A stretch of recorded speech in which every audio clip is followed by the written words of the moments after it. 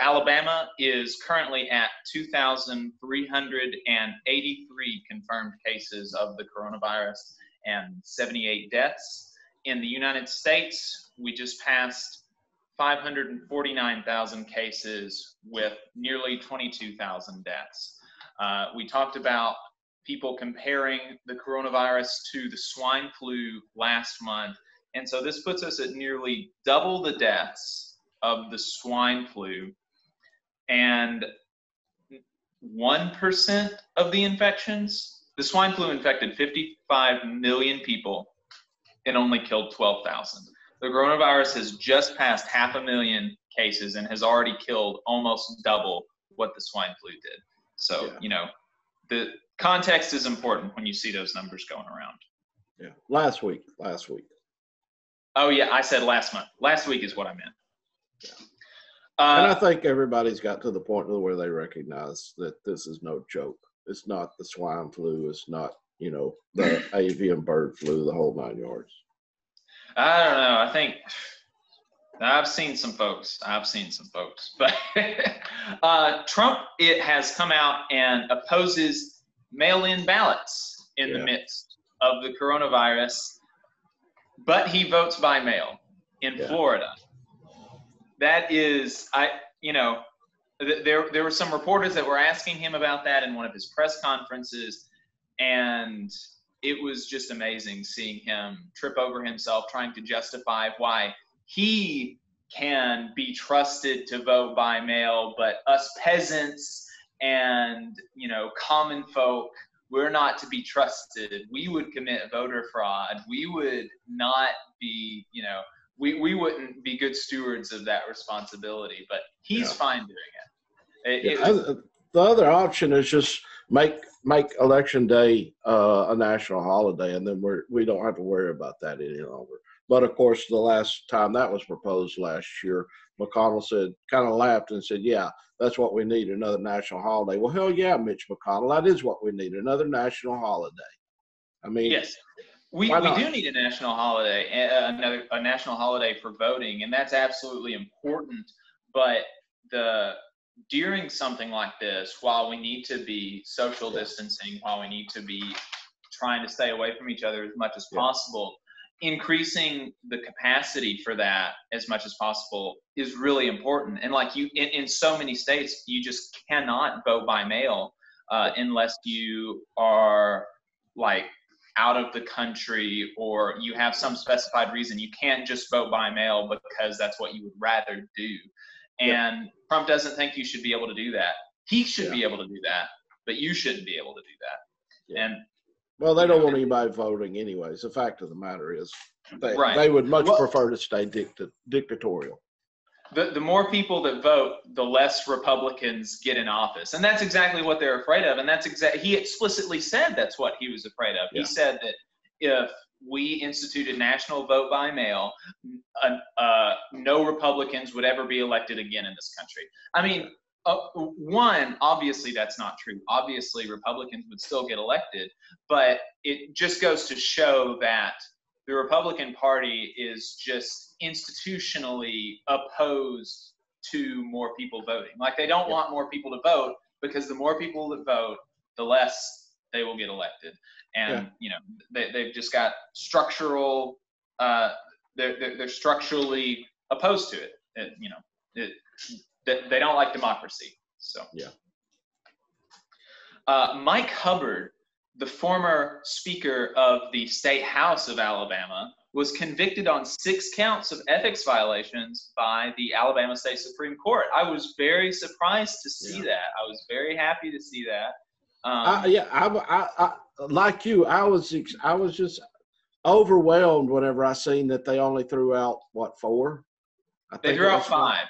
5. So I mean, I was like, fair game. I mean, okay. I don't think they deserve to throw out any, to be completely honest with you. But the fact that in our state they only that he still has a possibility of serving a few years in prison was just wonderful news for me.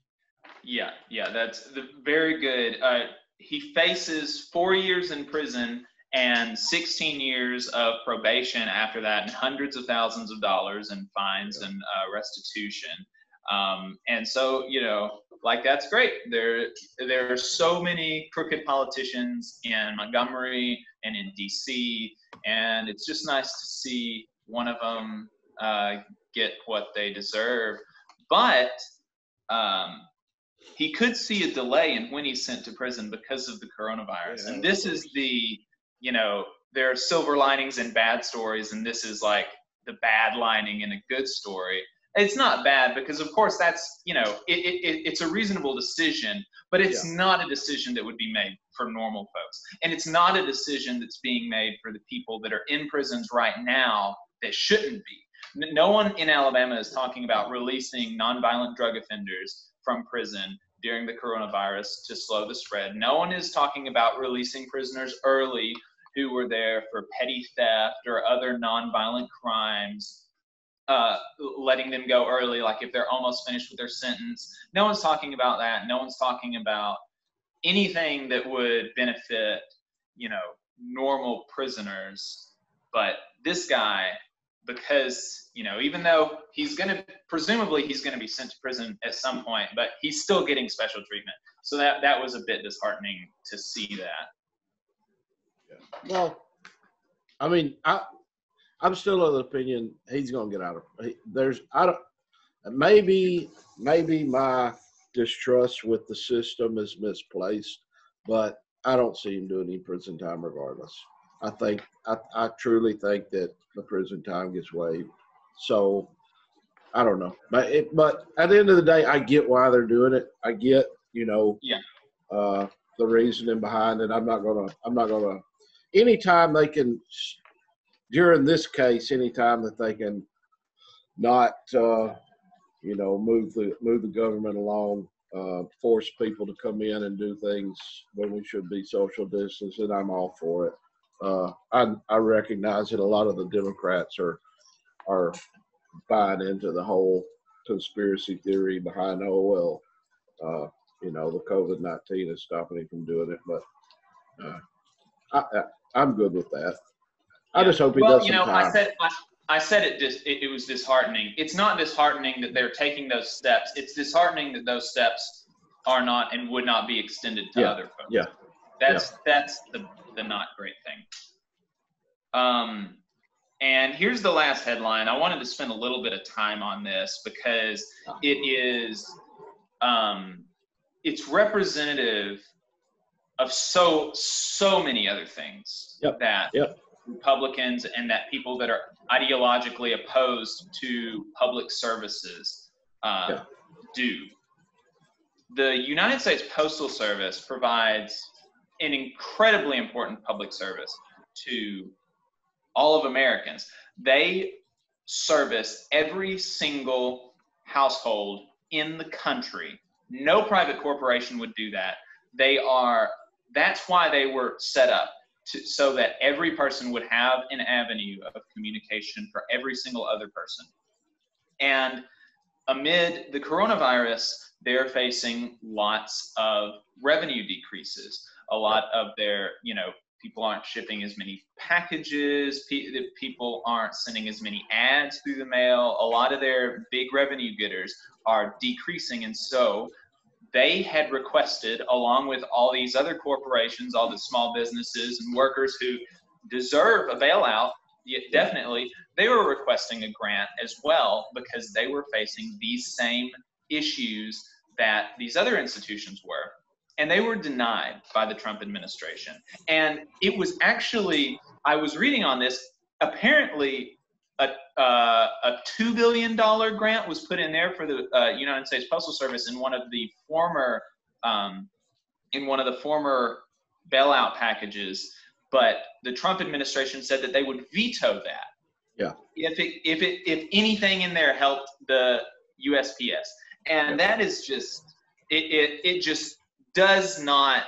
It doesn't make sense. It doesn't make sense if your goal is to ensure a good distribution of mail, a good distribution of services. If you want to provide a good service to the American people, it doesn't make sense. It does make sense if what you want to do is privatize all public services and make sure that your wealthy CEO friends at FedEx and UPS get more business. Yeah. That makes sense.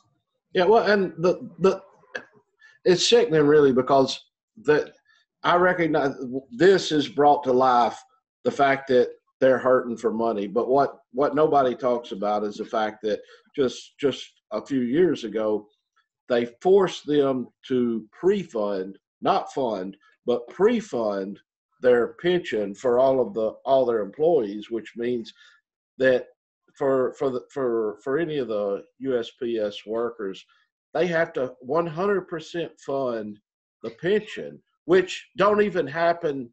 It happens at no private organization in America, but yet they're forced to do it. And that was a Republican trick, to make them hurt even worse several years ago. And now, of course, they're hurting for money. But what private entity can you go pay 2 quarters and a nickel and mail something to Anchorage, Alaska from Key West, Florida? They can talk about privatizing all they want. And Americans, I truly believe Americans get this.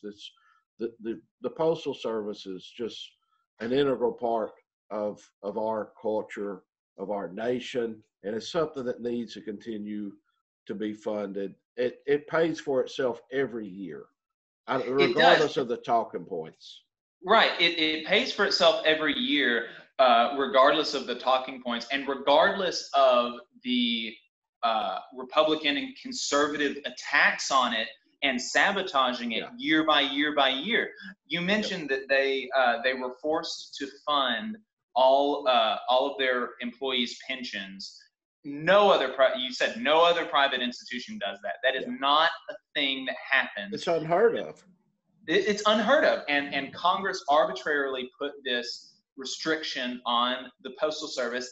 And I believe, and correct me if I'm wrong, but I believe that the Postal Service is not allowed to unilaterally raise the prices of stamps. They have to get congressional approval for that. Yep. Congress is forcing them to run like a business, to run above and beyond what a business would be required to be financially stable, and not allowing them to set their own prices, not allowing them to do anything like that. And they're still running a profit. Yeah. They are still financially stable. And, it goes to show the efficacy of well-run and good public services, because after decades and decades of sabotage by ideological opponents of public service, the Postal Service is still running, and still running well. Yeah. And who's getting the bailout right now? Who got the bailout under the Wall Street in the early thousands, 2010, 2011, 2012? Who got all the bailouts in? Private industry. Who's getting the bailouts now? Private industry. Right. And yet here we are with a public service that they absolutely refuse to help one bit. It's sickening. Right. Yeah, I believe they asked for $2 billion out of a $2 trillion grant. That's it's like they just wanted a small piece to be able to, to help make their, balance their checkbooks. And the administration is so ideologically opposed to it that they refuse. It just does not make sense. And that's consistent with that ideological position's stance on every private or every public service. That's what they have been doing to the VA. They're chronically underfunding the VA. They're chronically hurting employees at the VA to try to decrease service so that they can gin up these horror stories that are real out of the VA, like long waiting lines, long waiting times for surgeries, bad treatment. And it's like that happens because of the sabotage. It's not because public institutions cannot be run well and are not run well. It's because they're being sabotaged by conservatives in the Republican and the Democratic Party. You know, frankly, that's something that the right wing of both the parties do, and it's sickening. It goes back to just what I said. If private industry works so well, if the free market works so well, don't give them a bailout. What do they need a bailout for? Right. But we're not going to give a publicly funded agency a bailout that relies on private industry, 100% relies on them for their funds. I mean, screw these guys. It makes me sick to my stomach. Yeah. It makes me sick to my stomach. And you know, the Postal Service is just such, like you said, it's such an integral piece to the American proposition, and it is well run. It's financially stable. It offers good paying union jobs to people all across the country, and you know, they don't like that. They not don't only like good paying union jobs, not only good paying union jobs with good benefits, with good pension, but it does it cheap. It does it so much cheaper than what any other mailing service will do it for. Right. Yeah. I mean, you said it. 2 quarters and a nickel gets you a letter anywhere in the country.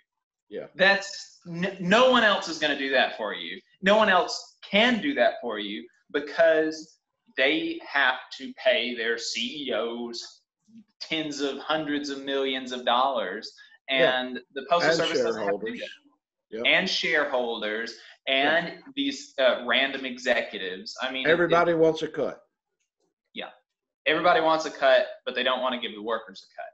And you know, Postal Service is giving the workers a cut, and they don't like that. Well, let's just make an exception there, because you know, UPS does a good job. They really. I mean, I know they're brutal when it comes to negotiations, but the Teamsters, they're paid well. They're paid fair. They've got good pensions. They've got health care. They've got a lot of these same things that the United States Postal Service has got. The difference is it goes back to the CEOs, all the upper management and the shareholders have to get a cut out of that. So their prices are quite a bit more than the Postal Service, comparatively speaking. But, you know, they do at the bare minimum, at least the folks that's working for UPS, whenever they pull up at the house, I know that they're not struggling, you know. Right. So that's a big plus. That is definitely a big plus, but that's not by the good graces of UPS. That's because of the hard-fought battles and the diligence and dedication of the workers. You just watched a clip from the Valley Labor Report. We're in North Alabama talking about the news for workers by workers. We're going to be on the radio on 92.5 FM, 770 AM in the Huntsville, Decatur, Athens listening area on Saturdays from 9:30 to 11 a.m. beginning in May. We believe that this is a really good opportunity to put new ideas in front of a conservative talk show audience. This is an audience that has never so much as heard the word union in a positive light. But we need help raising the funds to purchase the airtime. So if you could afford to send us a few bucks, you can do that by going to patreon.com/thevalleylaborreport. If you can't afford to do that, that's fine too. There are a lot of people going through some really rough times right now. So if you could just share our videos, that would be really helpful. Be sure to subscribe to our YouTube channel and follow us on Facebook and Twitter. Thank you.